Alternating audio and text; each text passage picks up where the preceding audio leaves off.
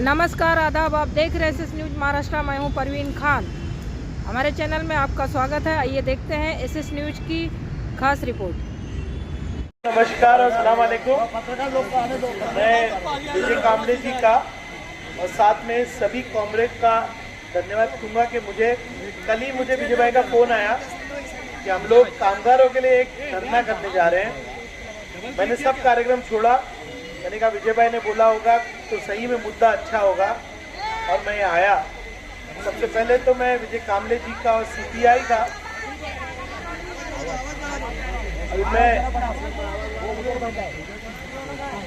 सबसे पहले तो मैं आप सभी का धन्यवाद देता हूं कि इतनी बड़ी ताकत में आप लोग आकर आप लोगों ने मुझे आमदार बनाया। ये आप लोगों की ताकत है। और भिवंडी शहर गरीबों का शहर है, भिवंडी शहर मजदूरों का शहर है, लेकिन इसका मतलब नहीं कि जिंदगी भर हमको गरीब रहना है ना।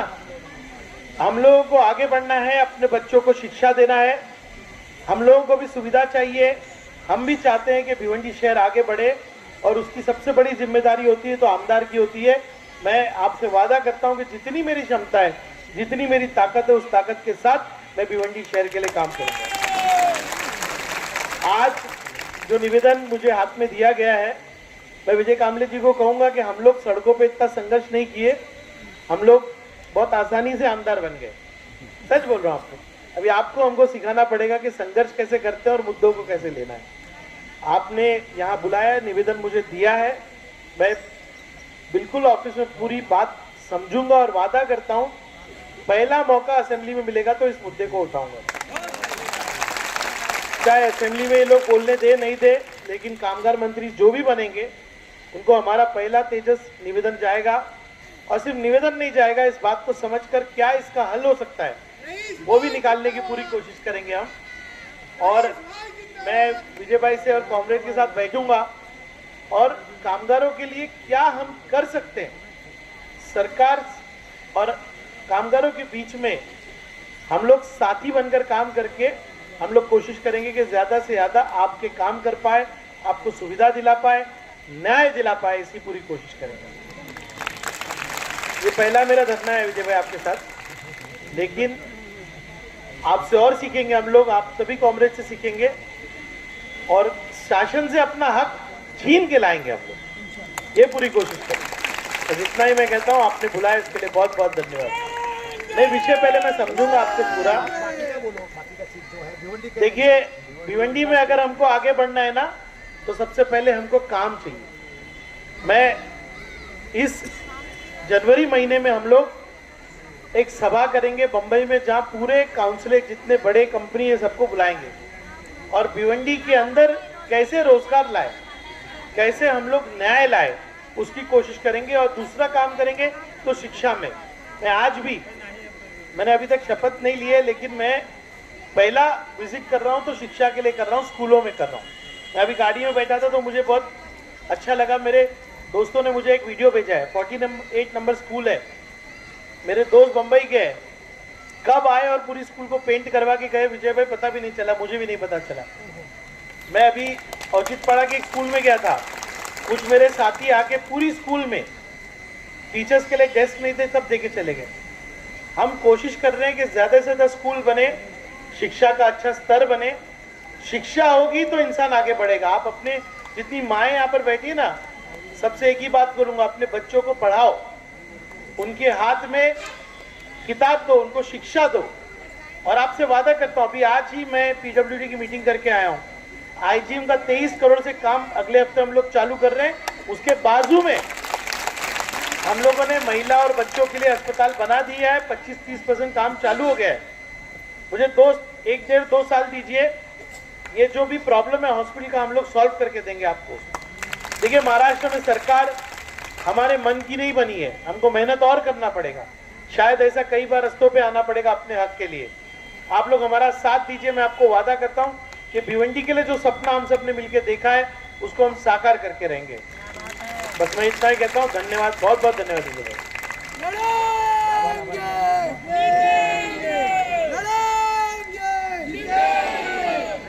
तो आज महिला कामगार जो है आज काफी धरने में यहाँ पहुंची है, आप भी यहाँ विजिट किए हैं, क्या कहेंगे? देखिए, हमारी बहनें जो भिवंडी के अंदर कामगार है वो सब आज इतनी तादाद में यहाँ पे आए हैं। उनके कुछ प्रश्न है, उन्होंने निवेदन दिया है, सरकार को भी दिया है, मुझे भी दिया है। मैं उन बातों को समझकर असेंबली में किस तरह से उठाना, कामगार मंत्री जो बनेंगे उन तक ये बात पहुंचाना और उनके जो प्रश्नों को न्याय दिलाने का काम हम करेंगे। मुझे बहुत शॉर्ट नोटिस पे इन्होंने बुलाया, 1 घंटा पहले इन्होंने इन्फॉर्म किया कि मैं फौरन आया, क्योंकि इतनी सारी महिलाएं यहाँ पर आई हैं। इनकी बातों को समझकर हम न्याय दिलाने का काम पूरा करेंगे। अब आपको यहाँ किन किन समस्याओं का अवगत कराया? अभी उन्होंने निवेदन लिखा है, जो बात समझ में आई है कि उनके मंडल के मार्फत जो उनको बेनिफिट मिलता था वो बंद किया गया है और उनके 10-12 इश्यूज हैं।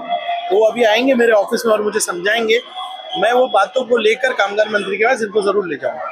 जिस तरह से पिछली बार रईस शेख साहब ने काफी काम किया, जिसकी वजह से इस बार फिर से जनता ने चुन के दिया, लोगों की अपेक्षाएं ज्यादा बढ़ गई है, उस तरह से कैसे देखें, कैसे मैनेज करेंगे? मैं कोशिश तो पूरी कर रहा हूँ, देख रहे हैं आप, आधा दिन काम कर रहा हूँ, आधा दिन स्वागत समारोह में जा रहा हूँ। मैं एक भी पल बैठा नहीं हूँ। सुबह से आया हूँ, भादुड़ा भी विजिट किया मैंने।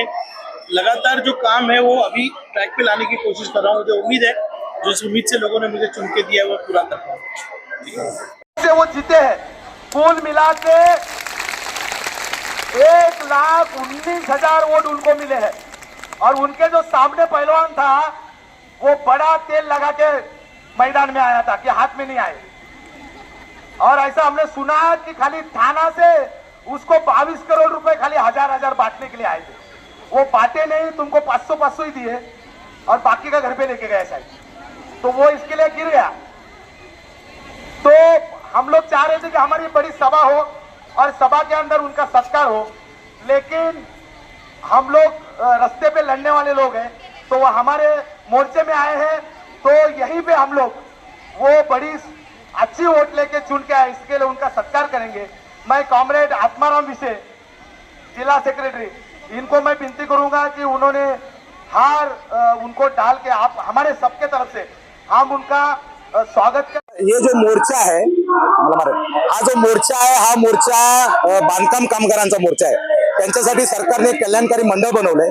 आतापर्यंत हे सगळे कामगार कुठूनही आपला फॉर्म भरत होते, पण आता सरकारने ते सगळे पोर्टल बंद केलेलं आहे, बाहेरून फॉर्म भरू शकत नाही आणि मग कामगारांना जे आहे ते लेबर ऑफिसला चक्रा मारायला लागतात। त्यांना त्या बाबतीतलं फार ताप होतोय या सगळ्या गोष्टीचा। शिवाय त्यांना लाभाच्या ज्या सोयी आहेत त्या सुद्धा बंद करून ठेवले, ते सुद्धा पोर्टल बंद केलेला आहे। म्हणून त्या विरोधात आम्ही हा मोर्चा काढलेला आहे। या मोर्चामध्ये विशेष ज्या मागण्या आहेत त्याच्यामध्ये ते पोर्टल खुलं करावं सगळ्यांसाठी, अशी एक महत्वाची मागणी आहे। शिवाय सरकारने आताच मागच्या कॅबिनेटमध्ये 5,000 रुपये दिवाळी बोनस मंजूर केलाय, तो वितरित करावा। त्याच्याशिवाय त्यांना भांडी मिळतात, त्याचं पोर्टल बंद आहे, ते पण त्यांनी करावं। वर्षाला 10,000 रुपये पेन्शन मिळावी, अशी काही मागण्या आहेत। या सगळ्या मागण्या ज्या आहेत त्या घेऊन आम्ही आजचा हा मोर्चा जो आहे हा भिवंडीत नसून पूर्ण महाराष्ट्रभर आजच्या दिवशी हा मोर्चा काढलेला आहे। आम्ही 11 तारखेला मुंबईमध्ये त्याचे जे सेक्रेटरी आहेत त्यांच्या सेक्रेटरीच्या कार्यालयाच्या समोर आम्ही मोठा एक मोर्चा, पूर्ण महाराष्ट्राचा मोर्चा या 11 तारखेला आम्ही करतोय। के भाषण के अंदर उन्होंने कहा हम लोगों के लिए भी कुछ उनको दिमाग में होगा, इसलिए अपने साथ आए ना। तो हमारे लिए भी बिल्कुल वो इसके आगे मदद करेंगे, इसके आगे आप हमारे साथ में रहेंगे, हम भी उनके साथ में रहेंगे क्या? जिसने वोट नहीं डाला उनको बोल रहा हूँ। जोर से ताली बजाना, एकदम जोर से। रईस भाई आगे बढ़ो, रईस भाई आगे बढ़ो, गली महीने बढ़ो, रईस भाई आगे बढ़ो। और एक चीज देख रहा हूं,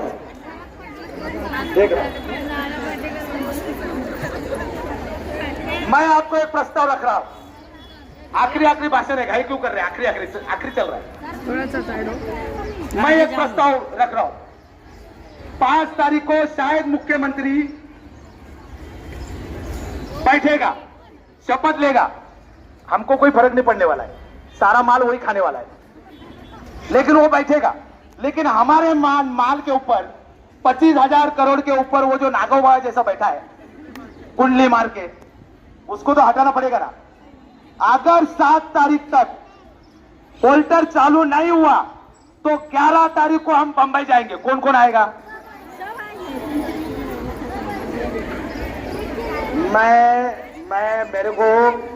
मुझे पता है सामने वाले ने हाथ ऊपर किया कि पीछे वाले कर दीजिए। ये सब येड़ा बनाने का काम है। तुम्हारे पास बहुत सारे लोग, उसके ऑफिस में जाओ। अरे 7 लाख का अगर तुमको मेडिक्लेम मिलेगा तो तुम और तुम्हारे घर में से कोई अगर बीमार गिरता है तो आज हम इसके उसके हाथ पसरते कि नहीं? पसरते कि नहीं पसरते? नगर सेवक के पास जाते हैं, कोई इलेक्शन में खड़ा होने वाला रहे उसके पास जाते हैं, बोलते हैं बच्चा बीमार है, एडमिट है, बिल कम करो, थोड़ा पैसा दे दो। अरे 7 लाख तुम्हारे पास रहेगा, किसी के पास सामने हाथ फैलाने की जरूरत रहेगी क्या? क्या आप हाथ फैला फैला के जिंदगी जीना है आपको? स्वाभिमान की जिंदगी जीना है कि नहीं जीना है? घुटने दुख रहे। तो इसलिए ये लड़ाई हमको आगे लेके जाने का मैं फिर से पूछता हूं, 11 तारीख को कौन कौन आएगा बंबई? मैं आपको और एक बता रहा हूं कि भिवंडी के अंदर ऐसी पद्धत है, कांग्रेस वाला, बीजेपी वाला, शायद समाजवादी वाले भी जब मोर्चे निकालते हैं तो पैसा देते हैं, नहीं क्या? पैसा देते हैं। ये मोर्चे के अंदर पैसा नहीं मिलने वाला है क्योंकि ये मोर्चा तुम्हारा है। वहां पे तुम उसका नाम का जिंदाबाद करने जाते हो, यहाँ पे किसका जिंदाबाद कर रहे हो? साला बेबी के इधर से चिल्ला रहा है करके। अभी रात में जाऊंगा तो बीबी बोलेगी साला ये ऐसे ही मरेगा लगता है, खाली चिल्ला चिल्ला के। तो जाना 11 तारीख को।